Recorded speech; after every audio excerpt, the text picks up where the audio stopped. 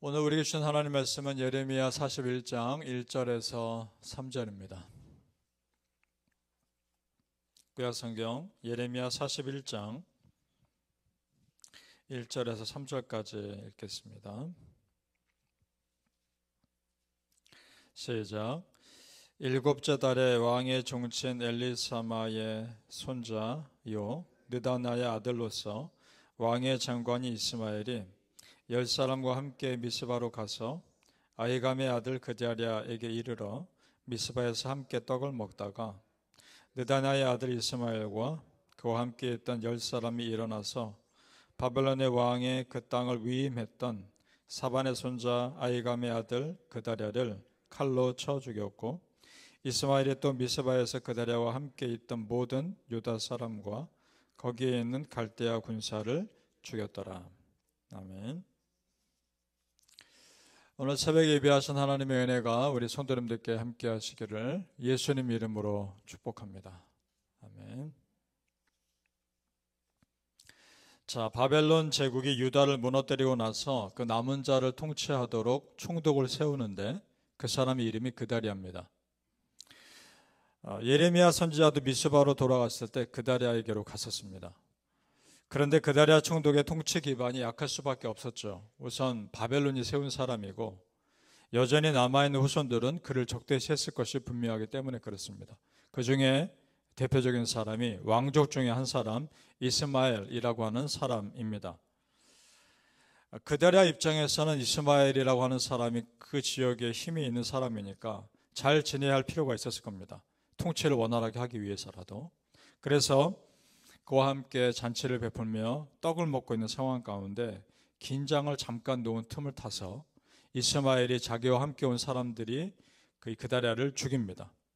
거기까지가 오늘 읽은 성경의 배경입니다. 그러니까 남아있는 유다 땅 내부의 권력 다툼이 일어난 겁니다. 성경 다시 한번 보시겠습니다. 41장 우리 1절에서 3절을 읽었는데 1절과 2절을 제가 다시 보겠습니다. 그 배경을 염두에 두시고 같이 따라서 보시기 바랍니다.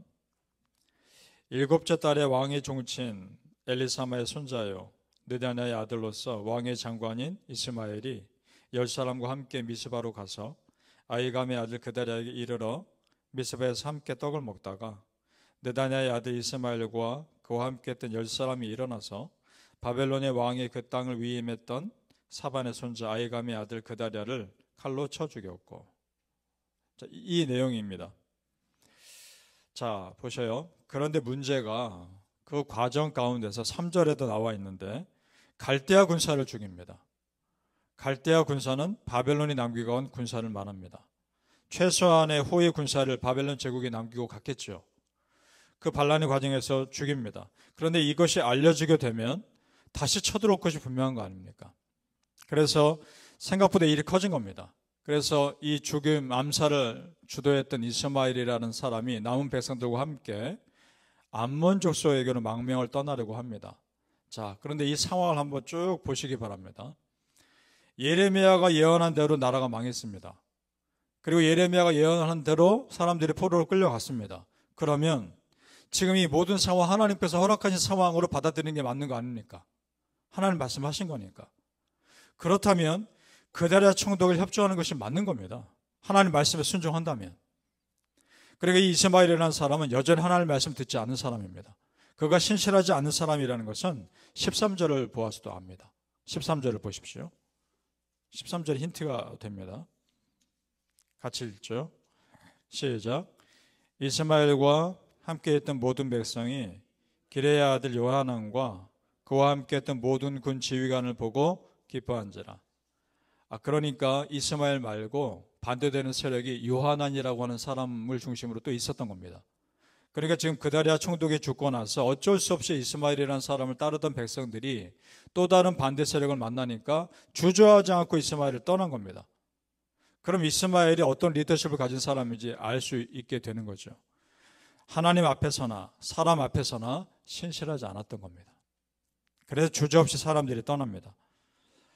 자, 사실 이스마엘이 그다리아 총독을 죽인 것이 애국심 때문이 아닌 겁니다. 그러니까 자기 욕심 때문에 자기 권력을 얻기 위해서 그다리아를 죽였던 겁니다. 자, 이 그다리아 총독에 대한 암살 시도가 있다는 것을 알려준 사람이 있었습니다. 그런데 그다리아가 그것을 대수롭지 않게 여기죠. 그것이 문제였던 겁니다. 지금 우리가 41장 읽었는데요. 40장을 올라가 보시죠.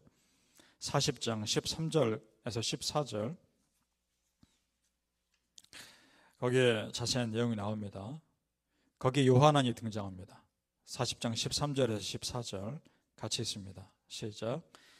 가랴의 아들 요하난과 들에 있던 모든 군 지휘관들이 미스바에 사는 그다리아에게 이르러 그에게 이르되 암몬 자손의 왕 바알리스가 내 생명을 빼앗으려 하여 느다나의 아들 이스마엘을 보낸 줄 네가 아느냐 하되 아히감의 아들 그다리아가 믿지 아니한지라. 이미 알려줬습니다. 그런데 믿지 않습니다. 이건 그다리아의 잘못입니다. 분명히 암살 시도가 있을 수 있다는 걸 충분히 알 수 있는 일입니다. 그럼에도 긴장하지 않은 그다리아의 잘못입니다. 자, 성경에 보면 느헤미야 총독 다 아시죠? 느헤미야가 예루살렘 총독으로 왔을 때 그를 죽이려는 암살 시도를 듣습니다. 그때 그거 어떻게 반응합니까? 그 사람들 만나주지도 않습니다. 그리고 한 손에는 쟁기를 들고 한 손에는 칼을 들고 성벽을 52일 만에 완성합니다. 그것이 맞는 자세인 겁니다. 느헤미야는 깨어 있었습니다. 그러니까 성도님들, 우리가 이런 겁니다. 한없이 품어주어야 할 때가 있는가 하면 영적 긴장을 늦추지 말아야 할 때도 있는 겁니다. 우리가 한없이 따뜻한 마음을 갖고 있기도 해야 하지만 세상에는 내 영적인 가드를 들고 있어야 하는 겁니다. 그래야 안 무너지는 겁니다. 바라기는 성도님들, 세상에서 우리가 세상 사람들과 섞이지 않고 내가 있어야 할 자리를 지킬 때 사명을 이어갈 수 있는 겁니다. 우리 성도님들이 한없이 품어주는 사람이 되셔야 하지만 동시에 영적 긴장의 끈은 항상 놓지 마시기를 예수님 이름으로 축복합니다. 아멘. 자, 그다리아 총독이 죽고 그에게 암살 위험을 알렸던 요하난이라고 하는 사람이 자연스럽게 리더가 됩니다. 그런데 그도 두려웠습니다. 자기가 갈대아 군사를 죽인 건 아니지만 이 일을 알고 바벨론 군대가 다시 쳐들어오면 방법이 없으니까 그도 역시 백성들을 데리고 애굽으로 피신할 계획을 세웁니다. 17절 18절로 내려가 보시죠. 17절에서 18절입니다. 시작. 애굽으로 가려고 떠나 베들레헴 근처에 있는 게롯김함에 머물렀으니 이는 느다냐의 아들 이스마엘이 바벨론의 왕이 그 땅을 위임한 아히감의 아들 그다리아를 죽였으므로 그들이 갈대아 사람을 두려워함이었더라. 그러니까 요하난의 입장에서는 당연한 선택입니다. 사실은. 그런데 영적인 눈으로 보면 잘못된 선택입니다. 왜냐? 애굽의 노예 생활과 우상 숭배에서 끌어내신 하나님의 뜻과는 완전히 반대되는 길이기 때문에 그렇습니다. 물론 신약 성경에 보면 아기 예수를 죽이려는 사람들을 피해서 그 부모가 애굽으로 잠깐 피신하긴 합니다. 그러나 그건 잠깐 피신한 것이고 지금 이 사람들은 애굽으로 아예 들어가서 숨어 정착하려는 의도인 겁니다. 그쪽으로 가면 안 되는 겁니다. 그런데 구절을 자세히 보세요. 애굽으로 가려고 떠나 이미 마음에 결정한 거 아닙니까? 그러나 바벨론이 남유다를 무너뜨릴 때도 애굽은 아무런 도움이 되지 못했습니다. 지금도 똑같은 겁니다. 근본적인 해결책이 되질 않습니다. 그러니까 지금 이 요하난과 또 다른 사람들은 이전에 자기 조상들이 실수했던 걸 똑같이 알면서도 깨닫지 못합니다. 이런 겁니다. 성도님들. 하나님께서 내 삶에 여러 가지 모양과 여러 가지 사인을 통해서 이미 나에게 응답하고 계신지 모릅니다. 이미 내 기도에 이미 여러 가지 채널을 통해서 응답하고 계신지도 모릅니다. 내가 깨닫지 못할 뿐입니다.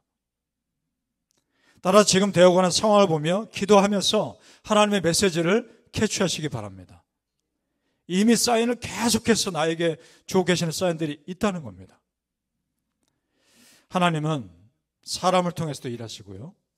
말씀을 통해서 나에게 알려주시고 상황을 통해서도 내 삶을 이끌어 가십니다. 어떠한 방법의 제한도 없이 나를 여러 가지 통로로 인도해 가십니다. 그래서 여러분 이러셨으면 좋겠습니다. 내가 생각하기에 이 길로 가는 것이 너무나 확실하다 여겨져도 더 기도하십시오. 더 기도하시고 하나님 앞에 물으시며 긴장의 끈을 놓지 마시기 바랍니다. 내가 너무나 확실하게 여기는 그 길이 아닐 수도 있기 때문에 그렇습니다. 잠언 16장 9절에 사람이 마음으로 자기 길을 계획할지라도 그의 걸음을 인도하시는 이는 여호와시니라. 아멘. 내가 내게 계획할지라도 최종적으로 내 걸음 인도하시는 분은 누굽니까? 하나님이십니다. 믿습니까? 바라기는 우리 성도님들, 너무도 확실해서 내 생각이 앞설 때 그럴수록 더 엎드려 기도하심으로 신중하게 믿음의 길 걸어가시기를 예수님 이름으로 축복합니다. 아멘. 기도하겠습니다. 아버지 하나님, 우리 믿는 자들이 참으로 실수하기 쉬운 것이 너무도 분명한 일들이기 때문에 그렇습니다. 차라리 어렵고 내 힘을 해결할 수 없는 일이라면 기도하겠지만 너무도 쉽고 너무도 분명하면 오히려 기도하지 않는 우리를 발견합니다. 아버지 하나님, 아무리 작은 일이라도 기도하게 하옵소서. 아무리 확실해 보이는 일을 할지라도 더 기도하게 하옵소서. 그래서 겸손하게 하나님의 뜻을 알아가길 원합니다. 오늘도 기도합니다. 오늘도 이 새벽에 나와 기도한 성도님들 축복하시고, 이 말씀 들으며 기도하시는 우리 성도님들 축복하시고, 겸손히 간절히 또 하나님 앞에 기도하러 나왔을 때 하나님 그 기도에 응답하여 주옵소서. 여러 가지 채널을 통해 이미 응답하신 사인을 주셨을 때 그것을 예민하게 반응하며 캐치하게 하여 주옵소서. 감사하며 예수님의 이름으로 기도합니다. 아멘.